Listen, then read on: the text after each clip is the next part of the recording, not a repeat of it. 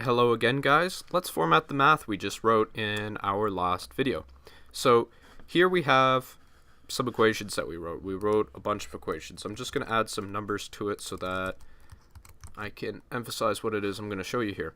So what you see here is the symbols for making things equal are not aligned up. Nothing is aligned up here. Everything is just centered. And there may be situations where you don't want it to look like this.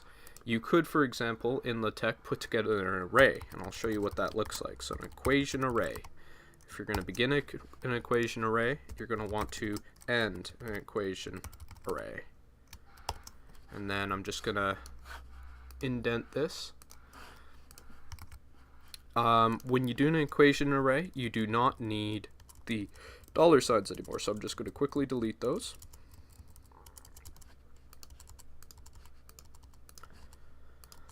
And then to separate the equations from each other, you need to do a double slash. So just throwing these in really quick. If I build this now, not on the last one though, you don't need it on the last one. If I build these now, what you'll find is that the equations are now numbered 1, 2, 3, 4, 5, and everything is right justified. Now, I mentioned that you might want the equal signs to line up, just for aesthetics. You can do this if you would like, and the way you go about doing that is you add ampersand signs around the symbol that you would like to have centered. So in this case, I'm going to do the most logical symbols and just surround each one with ampersands. If we build that, our equations rearrange such that they are right justified on the left, they are left justified on the right, and all the symbols that usually break up either side of the equation are now centered. So to me this looks better, it's easier to read.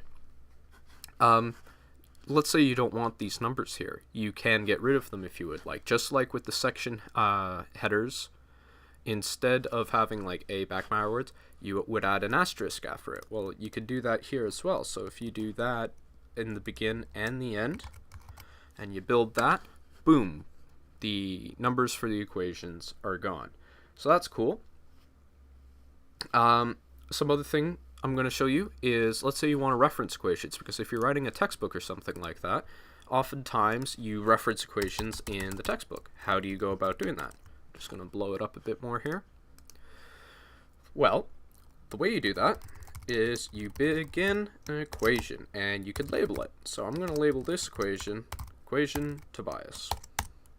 And I'm going to say my equation. You don't need the dollar symbols here because it understands what you're doing. 7x minus 5 is equal to 0, and then you end the equation. You can also add in another equation if you want. So equation, I'm going to label this one equation second, and this one is going to be that, and then I'm going to end that equation. You can then reference an equation if you would like. So I'm going to say the first equation is equation reference equation Tobias, which you can try and solve. If I build that, we have our first equation labeled as 1, second equation labeled as 2, and then if we build again, we get our references building correctly, and it is hyperlinked just like how we would expect. Something else I'm going to show you is this referencing of equations. Right now we're in the appendix. It is not held for each section. Like if I go up and let's say I go to just under our figure here, and I insert an equation. So I'm going to begin equation. I'm going to say x is equal to 5, and then I'm going to end my equation. If I do that and I build that, then what we'll see is right under our figure. Where did it go? X equals 5. Here we go. So x equals 5 is equation 1. Okay, cool. And if we go back down to our appendix, this next equation, the first equation, is equation 2.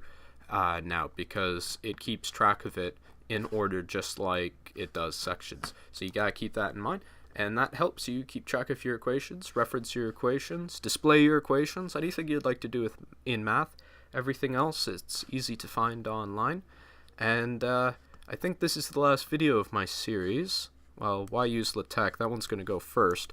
But I hope you enjoyed this. I hope this has helped you figure out how to put together a simple report, technical report in LaTeX.